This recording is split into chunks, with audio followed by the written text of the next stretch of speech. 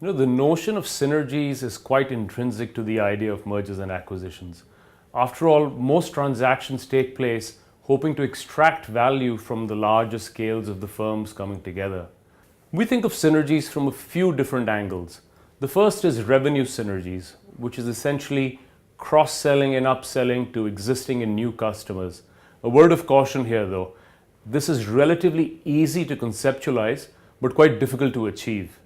The second is cost synergies, which is reducing third-party costs and taking advantage of a larger scale to get better leverage with suppliers.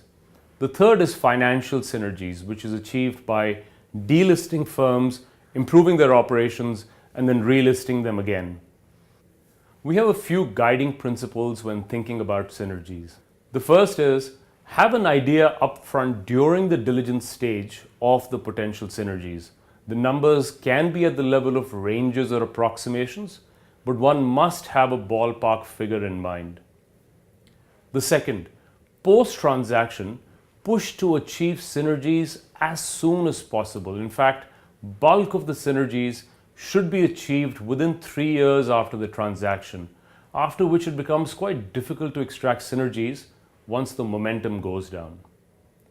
The third guiding principle, between cost and revenue synergies, the degree of confidence of achieving cost synergies is typically much higher as compared to revenue synergies. And the last guiding principle we have is it's very important to have a robust synergy tracking framework in place and keep communicating achievement of synergies against plan to all key stakeholders.